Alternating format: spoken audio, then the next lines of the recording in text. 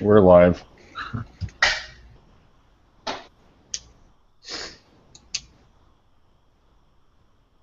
Hello? All right, so I guess we can get started on the second episode of We the Individuals Live. With me, of course, is fellow We the Individual admins Andy Catherman, Will Tippins. We have with us today Rocco Stanzione. Am I pronouncing that correctly? Stanzione. Stanzione, okay, sorry, I Americanized it there.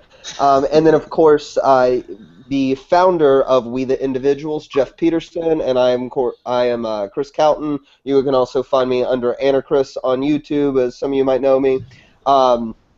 Today we're going to be talking about left-libertarianism. So before I actually get into some individual insight, Jeff, I really want to hear from you on this because I know this is the issue on which you're kind of making a name for yourself in the libertarian community. You really love attacking the left libertarians. You've written a lot of articles about it. So give us your take. What's your beef with left libertarianism? Because even though I agree with pretty much all of your outlooks on it, I don't share your passion, I think, or your antipathy towards left libertarianism. So what's your gripe with them, Jeff? There's probably a couple things. It's probably has something to do with their use of terminology. It's very, I think it's very they're very ambiguous. They tend to use Mote and Bailey tactics a lot, equivocation, and I think a lot of their terminology is used to smuggle in some very destructive ideas. That's one of them, and then second is really the whole.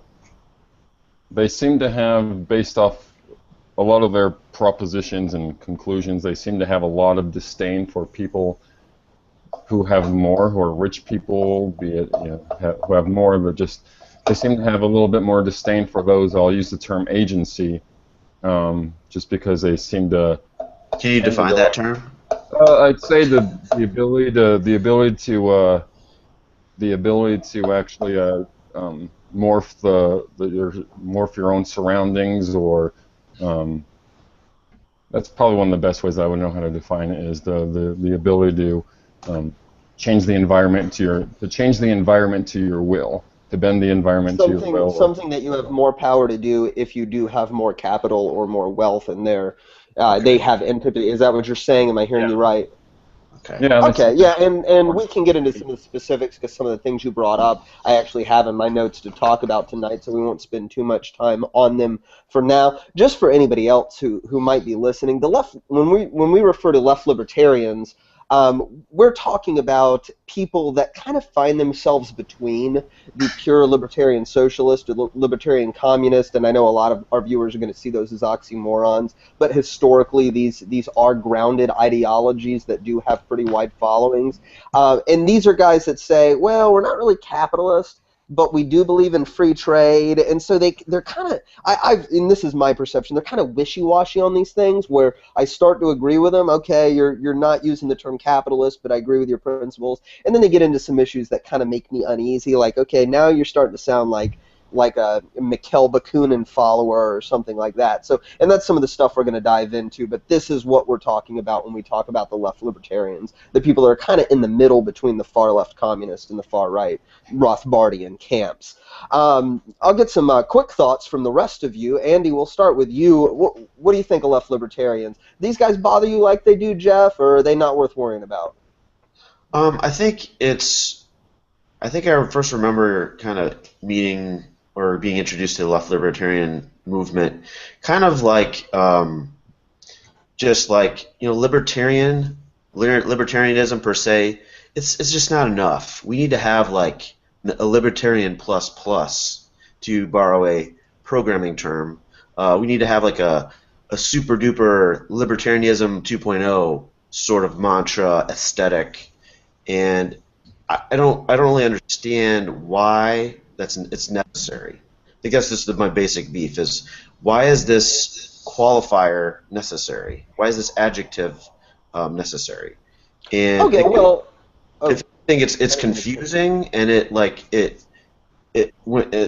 So if I'm trying to, be triggered, if anything, I'm triggered because I don't understand what it is that you have to, like. You're a libertarian. No, no, no, no, no. You have to be a left libertarian. The proper way to center yourself. So that's my beef with it, I guess. Let me use that as a segue into one of the topics I kind of want to brought up. I wasn't going to bring it up this early, but you gave me such a good opportunity to. Let's talk about the issue of tradition. So I actually really enjoy studying anarchist history. And these libertarians, they're pretty much anarchists. I don't know of any that aren't. So we could just as easily call them left anarchists.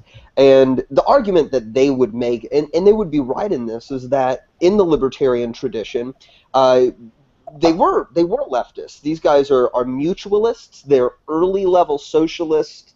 They have some issues with private property, but not in the full communist sense. You can own certain things under certain conditions, and they might have different qualifications based on their particular ideology. I know Josiah Warren and Pierre Joseph Proudhon are some of the people that they're going to point to, so they're not full-on communists, but these guys did predate by a century or more the right libertarian. So maybe they're right in this, in the tradition. Rocco, I don't know you, so I'm kind of curious. What are your thoughts on this?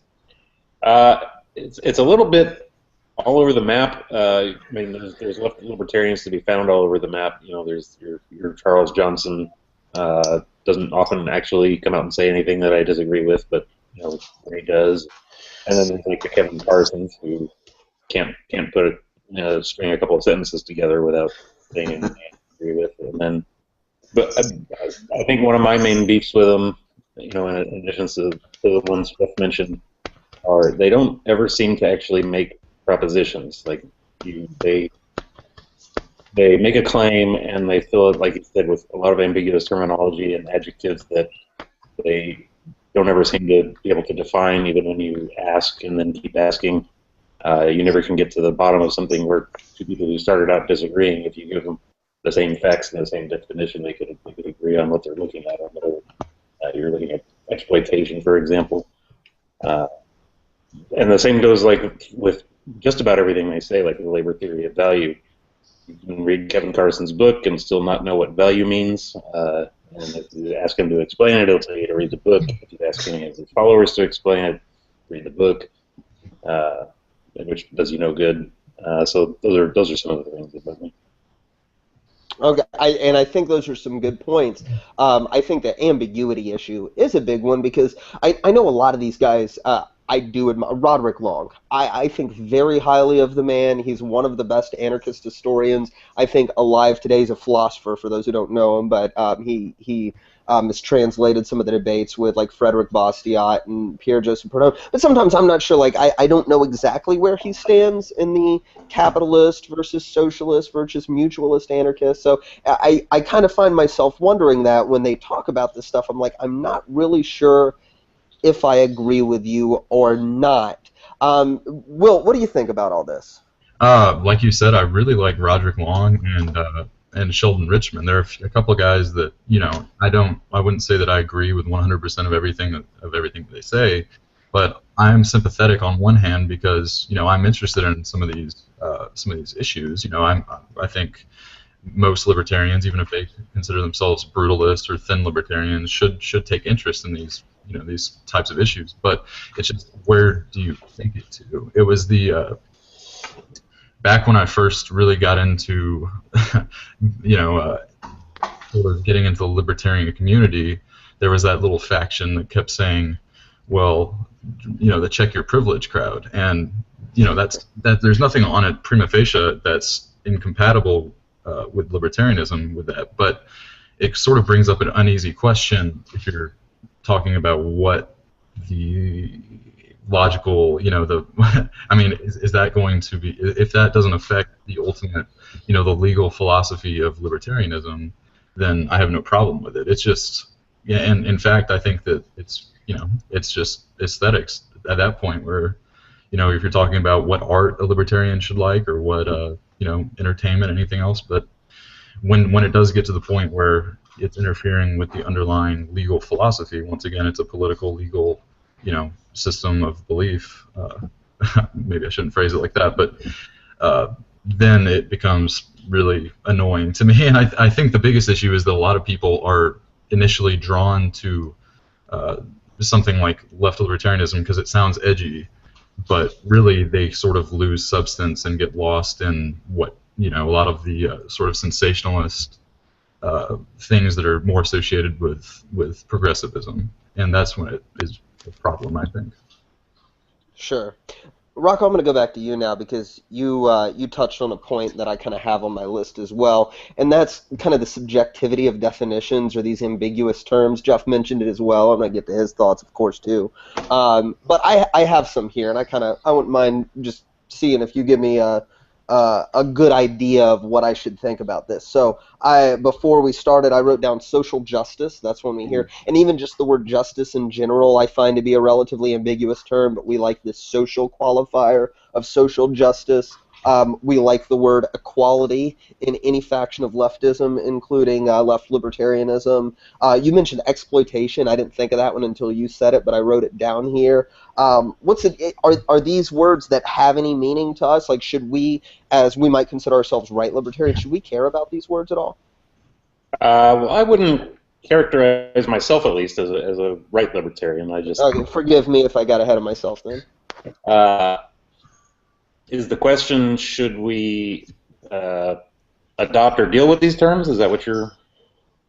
Well, yeah, like, I tend to avoid talking about social justice and equality and exploitation, but then I think, I care about justice. I care about equality as I understand them, but when the leftists are talking about them, I find myself going, wait, I don't agree with that. Like, when you're talking about equality, somebody brings up, like, inequality, the disparate pay between men and women. I'm like, well, there's a lot more to it than that. So I'm always wondering how I should approach these terms. Yes, as bromides, I'm going to agree with them, but we have to define them first, and I never can seem to come to a consensus on that with a left libertarian. Yeah, good luck with that. I mean, social justice, nobody has yet been able to tell me what that means again. But you can't, I think because of the way they define terms or go out of their way not to, you can't actually critique any of their claims because they haven't actually made any claims. They've said some stuff, and anything you say about it is a straw man because that's not actually what they said, and you can't get to the bottom of what they are saying because of this lack of definition. Would it be fair then to say, and I don't want to put words in your mouth, so tell me if I'm getting this wrong, that they're being intentionally ambiguous for that, like as a defense mechanism in their arguments? That's a really good question. I haven't made up my mind about that. I really think that they're sincere in their beliefs and in the way that they are expressing them, but it's all very muddled. As sincere as it might be, I think maybe one thing that draws a lot of people to I think this is why there's so many programmers among libertarians, is that there's the simplicity and conciseness and consistency that it appeals to, I don't know, a certain kind of mind or personality, and those are not the kinds of minds or personalities that I find so much on the left. There's a lot of so much going on in one concept, and then they wrap a term around it and they use it. Capitalism, for example. What do they mean by capitalism? Sure. Well, my goodness, they write some pretty long articles on what they mean by capitalism, and you still don't know. Sure. Okay. Well, Jeff, let's move on from there then, because capitalism is another one of the things. Jeff, you've written an article on this exact topic. They avoid the term capitalism. They say, I think I can't remember who wrote it. Is it Chartier wrote a book, Freed Markets, Anti-Capitalism, or something like that. This is your area of expertise, so I want to hear your thoughts on this. Well, I think with the way that the libertarian left uses the term is actually intellectually dishonest, and I'll concede that the term does have some baggage, and to many people represents everything bad with the economy. Including left libertarians, you'll hear professors, media, politicians, and so on use the term to describe what is corporatism. To many libertarians, or invoke the historical definition. But I think that I'd like to touch a couple points on that. First of all, many other terms that libertarians use have the same problem. I was watching a video with left-libertarian philosopher Charles Johnson, in which he was actually describing anarchism, and he was talking to the crowd and asking them, what comes to mind when people think of anarchism, and he brought up images of chaos and so on. So, however, he would still defend this term anarchism if need be. Furthermore, historically, negative connotations come to mind when people think of the term free market, libertarian, and privatizations, but I don't see the libertarian left suggesting that we should do away with any of those terms anywhere to the extent as capitalism. So, in many of the articles I've read about them suggesting it should be dropped, very few of them have any mention of the definition private ownership of the means of production. They use, like Rocco said, very ambiguous definitions that can be plausibly attacked.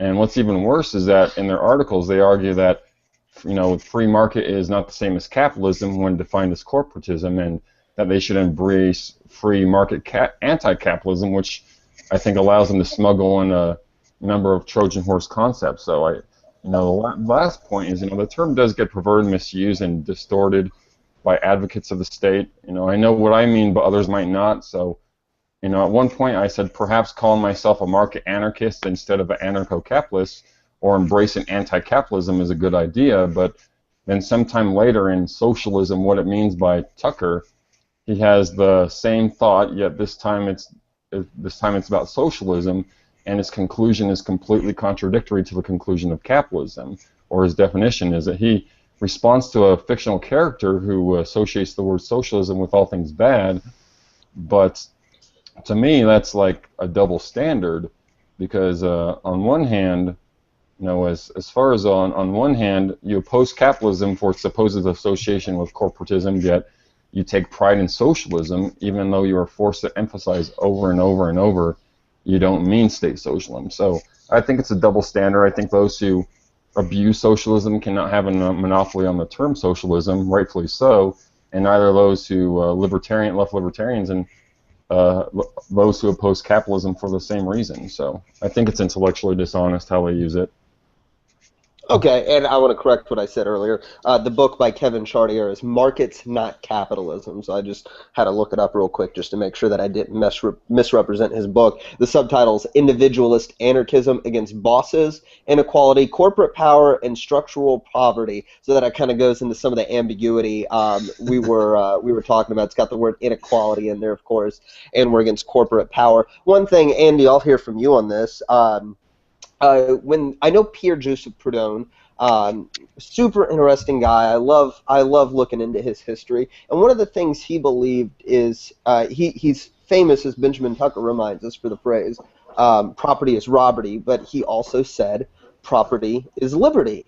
And he actually made a distinction between the different types of property. And his distinction was how we could define free markets and anti-capitalism theoretically, which is that he didn't believe in the exclusive right to capital property that you use to actually make consumer goods. In other words, if I owned a sewing machine, I couldn't tell somebody not to use it, but I owned my shirt, and so there was some level of property rights there under Proudhon's ideas, but he believed in this concept known as usufruct, which means that you can't tell somebody not to. If you have a well, you can't exclude somebody from coming and getting water out of the well. This sounds maybe a little bit reasonable, right? We can still have free trade. We can still make goods. We're just not saying, I own this, you can't touch it. Why wouldn't this work, Andy?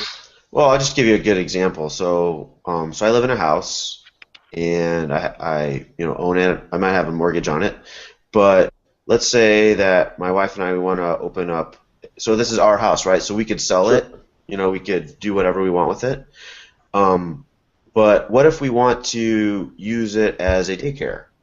Or what if I want to build a big barn outside and then start farming it so it becomes a business? I don't live on a farm, but I'm from Iowa, so work with me here. So it muddles the when you can't use, you can't have property that's going to be like a producer good or a capital good. That's a problem when it comes to capitalism, because that's what's with the Industrial Revolution or whatever. That is what really you can see all of these different things from a historical standpoint, where wealth was just wealth and like prosperity kind of started just growing exponentially once people were able to own the means of production when it comes to capital goods, and you had investment in those capital goods, and then you had a stock. Like another good example would be what would the left-libertarians think of, or Proudhon think about a stock market? And that was one thing that Mises said in his term of socialism, which is like the state owning the means of production and whatnot. What would prevent a socialist society from ever forming or whatever, becoming a somewhat free society? And he said a stock market. So I think to your specific question, like you can't just say, hey, you can use that house just to live in, but you can't use it as a business. And so like that's my most simple example. I hope kind of resonates with most people that can kind of understand that concept and how important it is to have property rights, and not only those consumer goods we have, shoes, socks, food, whatever, clothing, but as well as those things, those tools, those different means of production that we can use to sell goods on the market. So, and again, I just always want to clarify that I'm hearing everybody correctly.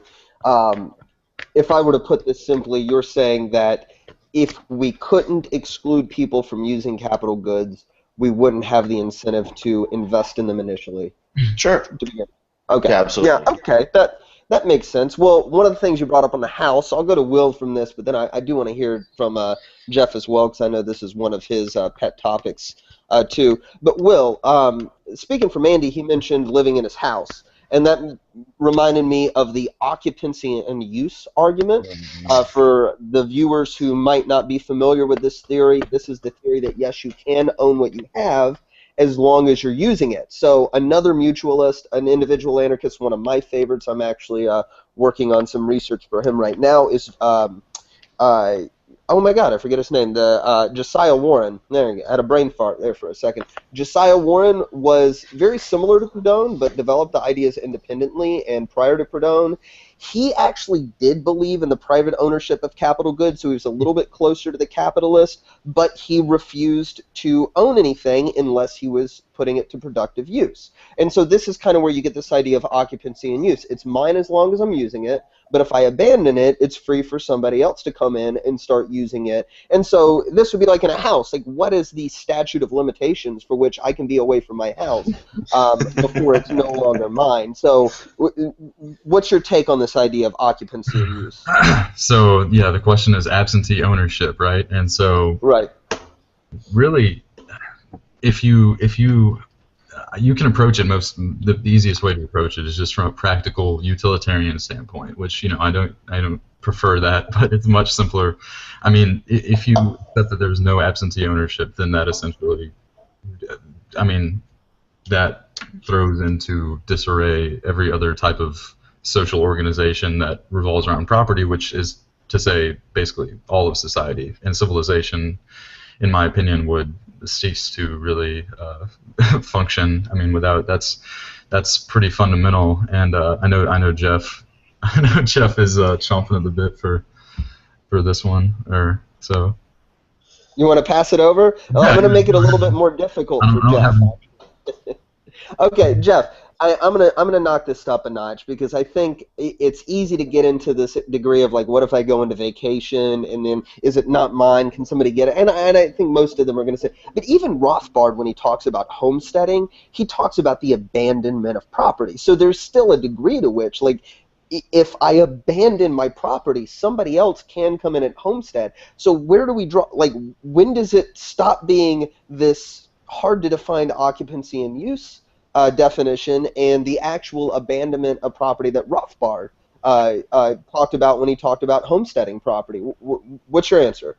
I think when it comes to abandonment, and I think some might disagree with me here, that I don't think that a time frame can be logically derived. I think it's either left up to a case-by-case basis like the courts, or depends less on time and more on whether a previous owner asserts his rights against squatters property can be considered abandoned if the previous owner makes no effort to challenge squatters. That's typically what my answer would be is when, you know, it can be considered abandoned. And I think one thing I want to touch base on with as far as occupancy and use, as far as that, I think there's only one kind of ownership, and that's really the exclusive right to control a resource. And I think that occupancy and use is just going to confuse or conflate ownership with possession, for instance, which eliminates ownership as a concept distinct from possession. But I think as far as when it comes to occupancy and use, I think they want some sort of abandonment theory in between, you know, he took my car when I wasn't looking, and locks relatively high bar, but they're never specific. I think that such a system based on possession needs to have some sort of exception between, you know, beyond immediate control, you know, something that lets me keep my house if I, you know, from going to work or anything like that. And but yeah, I think as far as occupancy and uses, I think the only way to know for sure is if the person who has a valid claim doesn't seek to enforce it, or says they abandon it, or simply dies without heirs. So, okay, yeah, I like that answer, and I didn't actually think of that. But it reminds me of another one of the Center for Stateless Society guys that actually, I think, wrote a chapter for one of their books. John Hasness is a libertarian thinker who talks a ton about the private adjudication of disputes, the private court systems, and the tort system that would crop up in this. So I think that is a good way to define it, where maybe there is some level of subjectivity in either systems, but we're going to file disputes to claim property rights, and then whatever adjudication system it crops up through the spontaneous order would handle that. That's an argument. I wish we had a left libertarian on here, because I'd want to hear from them, because that's one of their guys who writes about these tort systems in their books. But he's another one of my favorite thinkers. He always comes across as a strong private property guy. We'll move on from there, because I do want to talk about hierarchy. Rocco, I'm going to come back to you. This is another thing I hear from left libertarians. In fact, in one of my old YouTube videos, where me and another libertarian friend of mine are debating against socialists, I still get comments on it, and just this morning I got one saying that anarchists have to believe, or they have to be against hierarchies, and I kind of said, well, I'm not so sure about that. What do you think? Do we have to be against hierarchies, Rocco? Well, I guess I'm a little bit curious what they mean, because what I think they really mean is like the org chart, you know, the hierarchical arrangement of the org chart, plus the hierarchical organization of the state. I think they've, you know, found a superficial similarity between a corporation and the state, and says, okay, this is what we're really against, since we're against both of these things.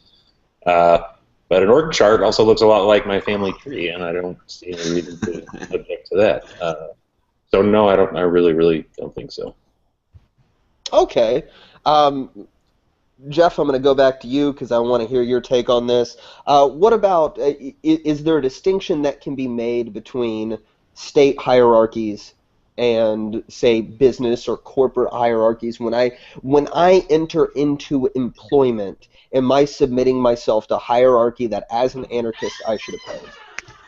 Oh no, not necessarily. I think that you know, one thing that the libertarian left may have, and I can concede to, is that, you know, the state puts up barriers to entry, which makes it very difficult for me to start a business, or even people go to work. So in a way that they're right, but I think that they're focusing on more of and that's a symptom of the problem, is by removing the state, then that's no longer a problem. But I think that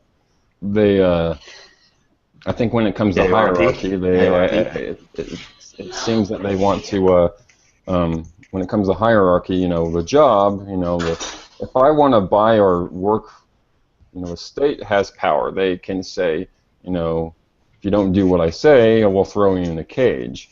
And then with hierarchy from employment, you know, I can choose not to actually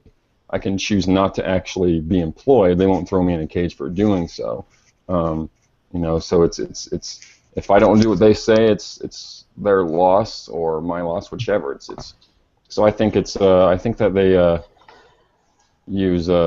they try to make a hierarchy of the state similar to a hierarchy of actually businesses. It reminds me of what Stephan Kinsella, he wrote about, you know, how left libertarians will be in a discussion with you and they say, well, surely you can't be against, you're against, you think some other components are important to libertarianism, right? And then it says, okay, well, libertarianism is more about aggression. It's more about, you know, pushing people around. You don't think you should push people around, right? And obviously you can't be for bossing your employees around, right? So they kind of seem to try and make a statism the same as a hierarchy in a business. So I think that comparison that left libertarians make is absurd.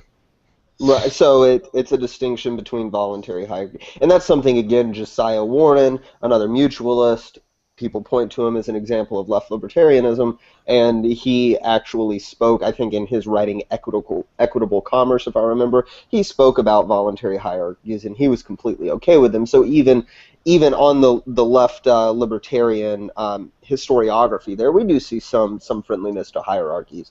But I'm just kind of curious as to how the modern guys think about it, because you read them a little bit more than me. I want to move on, since we're getting close to the end of this, and talk about first the issue of thick versus thin libertarians. This is another one that kind of hits home to me, because I know the thick libertarians, these are the incredibly dogmatic, the cultural libertarians. Many of them say, well, you need to be atheist. It goes back to kind of the hierarchy thing we were just talking about. I cannot be a thick libertarian because I'm not an atheist, I'm not an agnostic, I believe in God. But there's, I think, a lot more to this. In terms of just like the cultural beliefs. It almost reminds me of Ayn Rand's objectivism. She was kind of libertarian, but then she also said you needed to listen to this kind of music, and you needed to watch these kind of plays, and be into this kind of art, and drink this kind of wine, or whatever absurdities it was. Will, thick libertarian, thin libertarianism, go. Well, that reminds me of a good quote that I think pretty much summarized the entire debate. And I think it was actually directed towards one of Jeff's favorite people. I won't say her name, but so it went. I will. Kathy Reisenweitz is who you're referring to. It went, to be Christian, you need to believe in Jesus Christ. However, loyalty to the Pope is a part of a school within Christianity, but not essential to being a Christian. Adding opposition to hierarchy as being essential to libertarianism is like saying all real Christians must believe in the Pope. It's descriptively wrong and a terrible prescription that defines people out of Christianity. So I think that pretty much, I think that pretty much tells the whole story. And of course, Jeff, you've talked a lot about intrius, and if you think that's part of the plan with those who do try to define certain, the brutalists, so-called brutalists, out of libertarianism, that might have a little bit to do with that. But no, I think. Thick, thin. Someone like Roderick Long calling himself a thick libertarian versus Walter Block calling himself a thin libertarian. I think they're both good libertarians. It just really matters about your underlying principles more than those aesthetics. So. Right, I'm okay with Roderick Long calling himself a thick libertarian if that means, like, I'm a no gods, no masters guy. That's fine, just as long as you don't think that's a qualifier for libertarianism. Well, I know a lot of my, like, Tom Woods is one of my favorite libertarians. He's Catholic, right? I never even the fact that the analogy had to do with Christianity. I'd never heard someone say that you have to be an atheist to be a libertarian. Yeah, I've never heard that either. I do hear it among.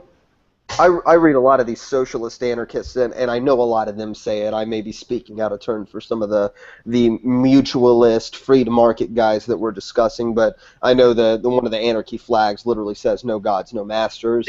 So it is something that is very dogmatic among the socialists. I think as we move farther to the right, we do move away from them, and I think that's a good thing. I think that's more of just Sorry, I was going to say that I think that's more of just a general rebellious attitude, which in a way is admirable, but I don't think that is by any means a requisite. I think even Walter Block, who is an atheist, says that Christianity is perfectly compatible. In fact, I think if someone were to be a true Christian, they would pretty much have to be some sort of voluntarist or anarchist. So that's just.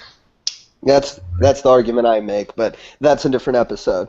Okay, well, I'm glad you brought up Kathy Reisenwitz, because she is a good example of the. She's a good example of the next point I was going to ask about. I'll go to Andy for this because we haven't heard from you in a few. Andy, okay, your connection's doing a little better now. Kathy, one of the things she says is when she's talking about these leftist issues, like gender equality and things of this nature, that social justice. One of the arguments that she makes, and a lot of people agree with her, is that it's a marketing thing. It's a way that we can reach out to the political left, the Democrats, and this is a ripe group to bring into libertarianism. A lot of Democrats became Ron Paul supporters and things of this nature. So is this not just a valid marketing concept? Maybe there's some value to this. What do you think?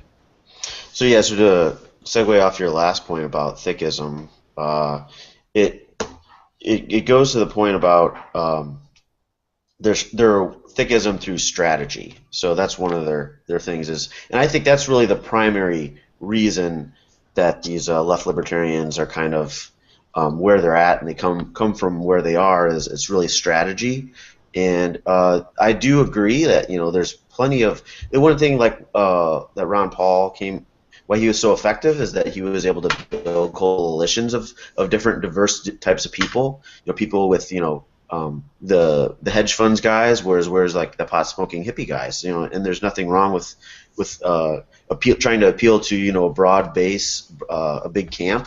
But I think when it comes to the left libertarians, is that their strategy is kind of like it morphs from trying to reach as many of these people to, therefore everybody needs to be of the left or needs to go to the. I kind of disagree with this whole distinction of left and right with regards to being a quasi-libertarian, but I don't really think that it's absolutely necessary. I mean, sure, there's plenty of ways to reach different sorts of people, and that's the best thing about libertarianism, is that it's like this common denominator that everybody can agree to, and that it's got a really, really logical, coherent, it makes sense, common sense appeal.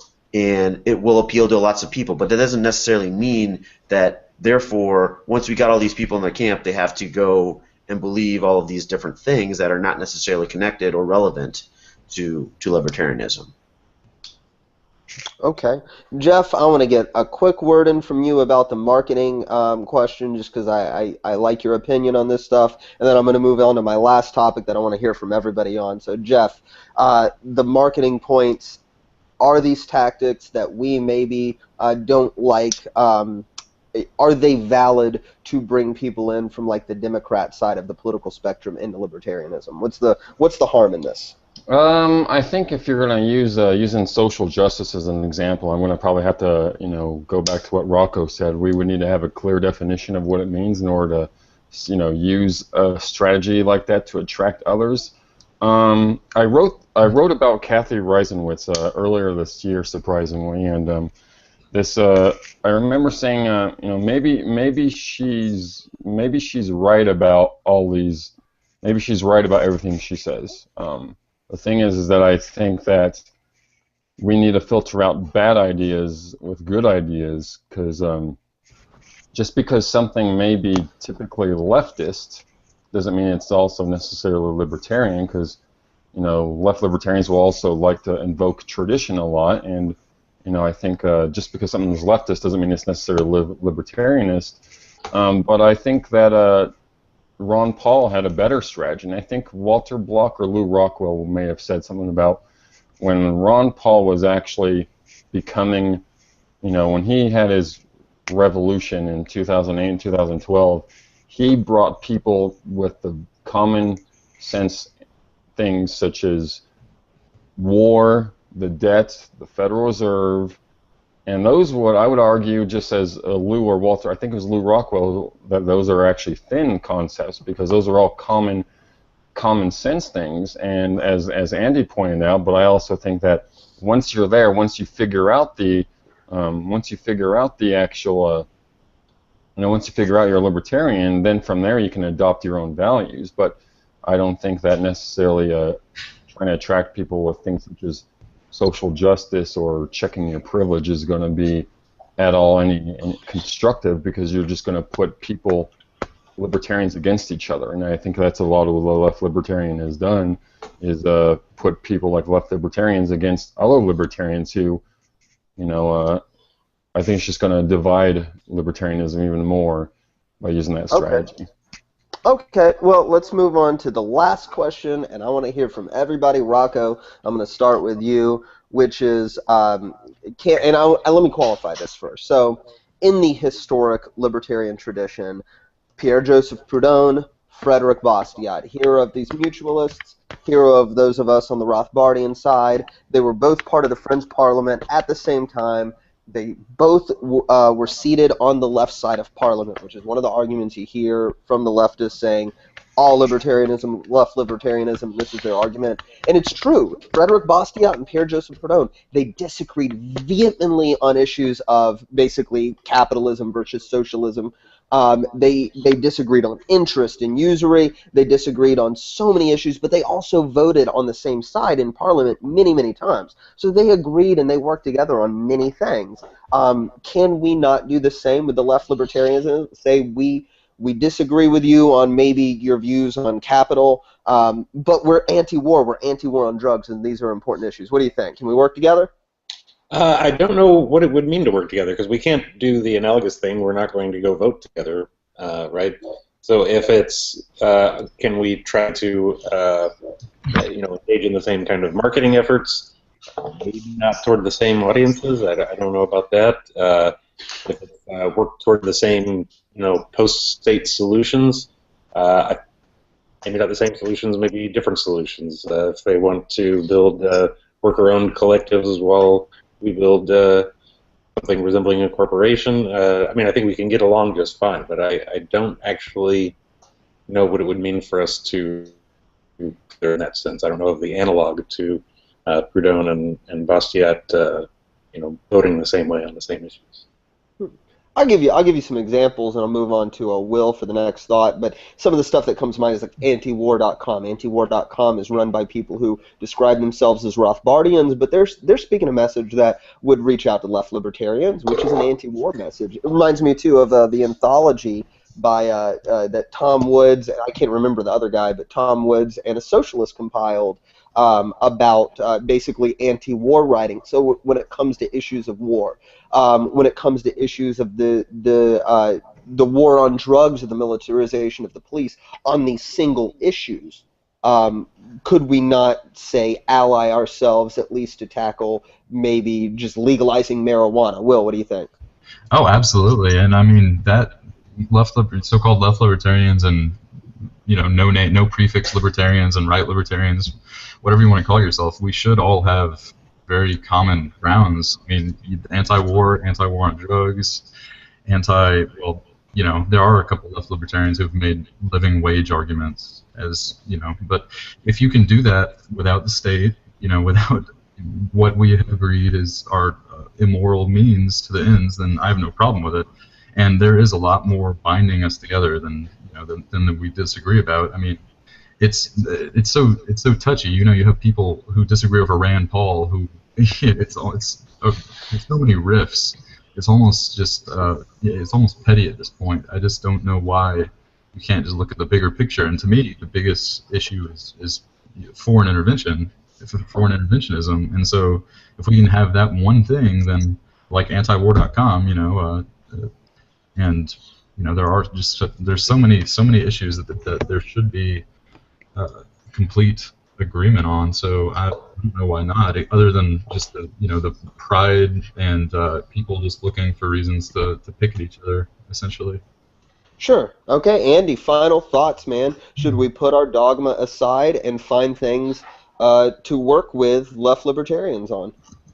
Yeah, I think the main issue here is the common core that we should all agree to, whatever we call ourselves, left libertarians, up libertarians, down libertarians, right libertarians, whatever you want to coordinate yourself triangularly or rectangularly, is aggression. It's about aggression. It's the core thing of libertarianism. It has nothing to do with anything else. The people that the thing that makes Roderick Long and Charles Johnson and Sheldon Richman great libertarians is they're libertarian. So that's the key thing that I would coordinate with them on and completely agree with them on. Also, whether their grasp of economics. I think my experience is that a lot of those folks that identify themselves as left libertarians maybe don't have a full understanding of Austrian economics, and I think that's their downfall. It's not a prescriptive science; it's a descriptive science of facts of what is in the real world. So yeah, I mean, for those that have a sound grounding in economics, and especially like epistemology and philosophy, I have a lot of respect for Roderick Long and some of those. Some of his Mises U talks on positivism and those sorts of things. So, absolutely, if we want to try to, libertarians of the world unite, it's going to be on those sorts of things. Sure. Okay. Jeff, we'll end with you. Are we ever going to see you and Kathy Reisenweitz linking arms and marching for the same cause? Well, I mean, I'll use that as I'll take that as a do I think we'll ever be allies, and really, I'll kind of have to go agree with Andy and Rocco and Will. I'd love to see us work together. However, it's hard for me to imagine because, and the reason why is for me, I want to end the state, but the libertarian left to me, I'm not really too sure that's their end goal. Whenever I talk to left libertarians, when presented with choosing between fighting the evils of the state, monopoly on coercive power that historically and currently engages in atrocities on a grand scale, and railing against jokes found to be offensive, perceived discrimination, cultural traditions found to be discomforting, or people with more privilege, they tend to go after the latter, and furthermore, they do it in a this group has it worse than that one manner, instead of pointing out injustices in all cases. So I think, if the state ends tomorrow, the difference between me and a left libertarian is that what comes down to it after that, if let's say that we press a button, the state ends, I'll look around and observe some percentage of people still having the same norms and types of social preferences, and I'll move on with my own life. But a left libertarian may look around and still find something to object to, something that needs to be fixed, such as bosses or people with privileges and so on. And I'm convinced that the left is more interested in harming those with more than they are aiding those with less. And I think that they see helping the poor as an excuse to harm rich people or people with more, just because look at who they hate. They hate bosses, people with money, white men, or anybody with more than average. And who do they love and who do they identify with? It's those with less, and basically anyone that claims victimhood. And if you look at their writings on privilege, occupancy and use, social justice, hierarchy, plus capitalism, those topics share a common trait, which is someone has more than someone else, and those with more automatically are suspects. So I think, and I'll end with this. I think that one thing that I wanted to say as far as left libertarians, I think, when it comes to them, I think I'd prefer that they were to be called, I would prefer that they would be called actually humanitarians or egalitarians, and I say that because Murray Rothbard actually said, "Scratch an egalitarian and you'll inevitably find a statist." Yeah. And regarding humanitarians, Rothbard also wrote about Isabel Patterson in The God of the Machine, where she spoke of the humanitarian with the guillotine. And in one second, I have it pulled up here. The humanitarian, Mrs. Patterson wrote, wishes to be a prime mover in the lives of others. He cannot admit either the divine or the natural order by which men have the power to help themselves. The humanitarian puts himself in the place of God. But Mrs. Patterson notes the humanitarian is confronted by two awkward facts. First, that the competent do not need his assistance, and second, that the majority of people, if unperverted, positively do not want to be done good by the humanitarian. So having considered what the good of others might be, and who was to decide on the good and what to do about it, Mrs. Patterson points out, of course, what the humanitarian actually proposes is that he shall do what he thinks is good for everybody. It is at this point that the humanitarian sets up the guillotine. Hence, she concludes, the humanitarian, in theory, is the terrorist in action. So I think, that being said, as much as I would love for us to find common ground in the state, I don't think that once the state's gone, that's what they'll be satisfied. They'll keep going after a boogeyman who has more than someone else. All right, so we've got some yeses and we've got some reservations, and I think that's fair. I'll give my quick take on it, and then we're going to end the show. I've always said I don't agree with Voltaire declares maxim anarchy without adjectives. I like the idea of it being like we're all anarchists, but I like the adjectives because Voltaire declare is an early 19th century American anarchist, for those who don't know.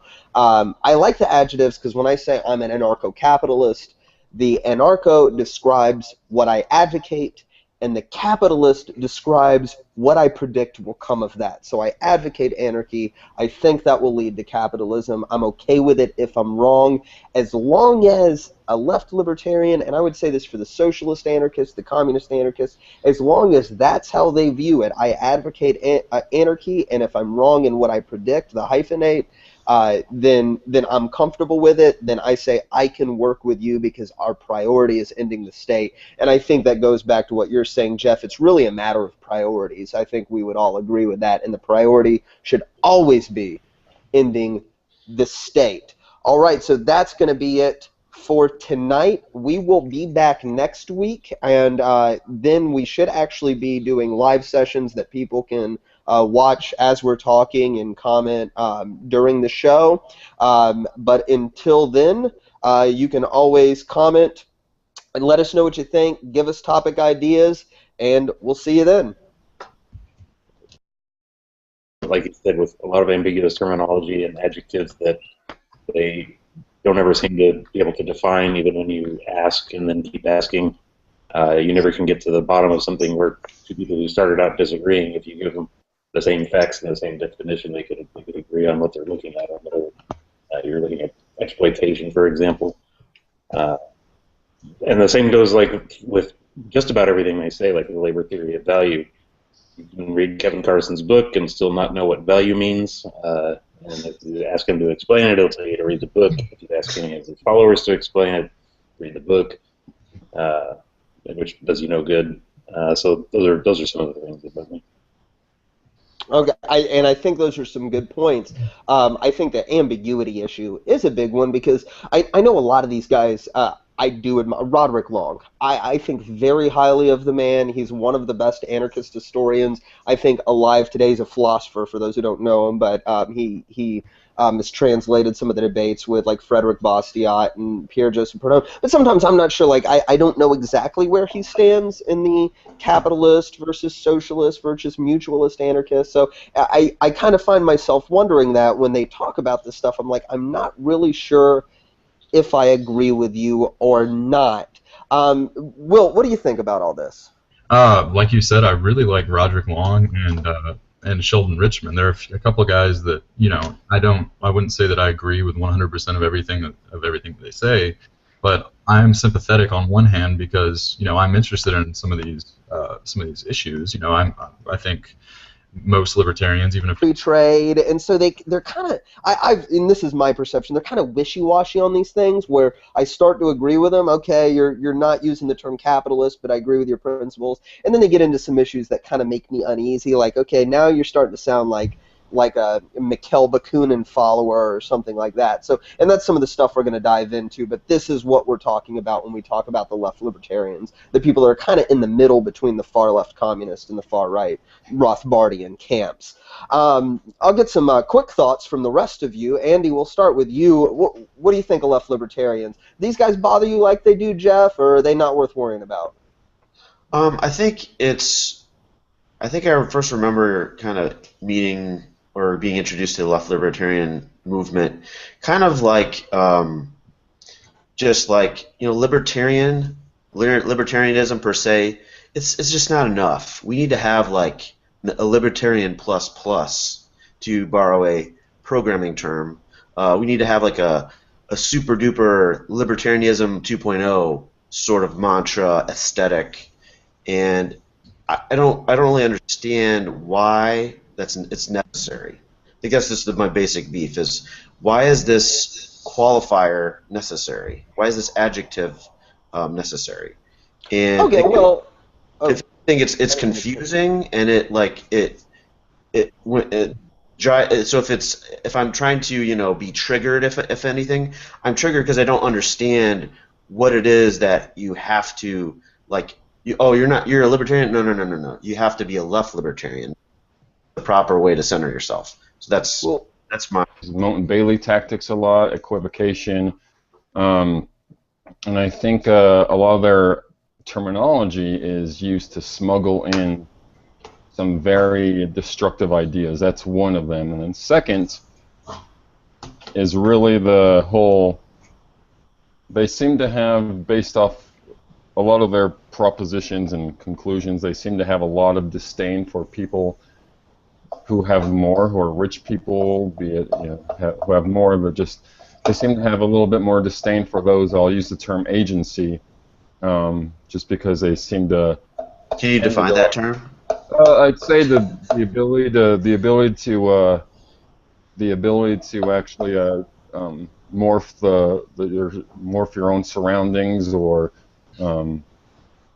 that's probably one of the best ways I would know how to define it, is the ability to change the environment to your will, to bend the environment to your will. Something that you have more power to do if you do have more capital or more wealth, and they have empathy. Is that what you're saying? Am I hearing you right?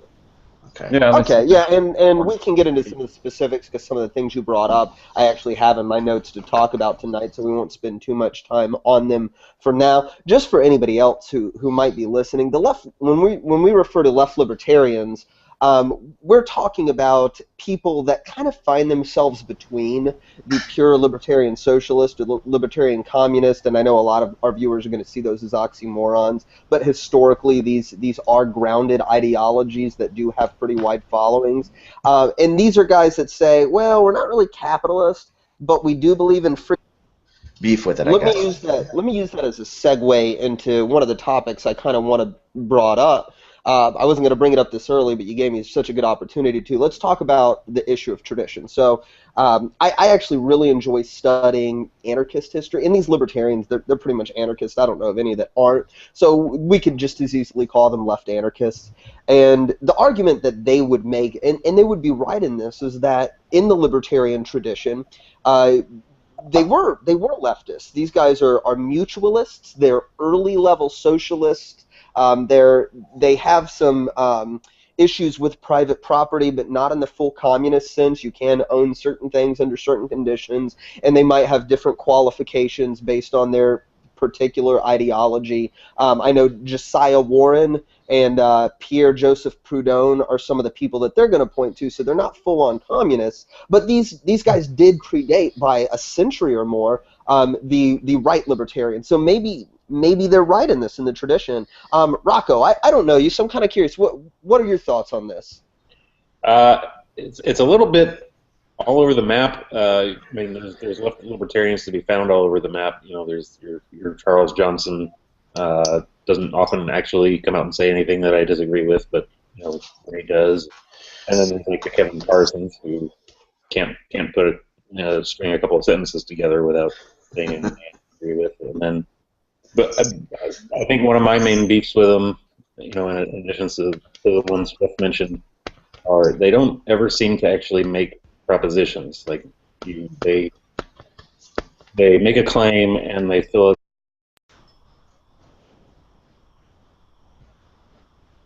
We're live.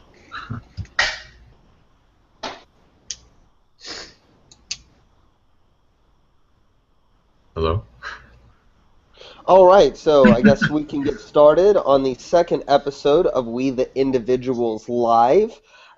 With me, of course, is fellow We the Individual admins Andy Catherman, Will Tippins, We have with us today Rocco Stanzione. Am I pronouncing that correctly? Stanzione. Stanzione. Okay, sorry, I Americanized it there. And then, of course, the founder of We the Individuals, Jeff Peterson, and I am Chris Calton. You can also find me under Anarchris on YouTube, as some of you might know me.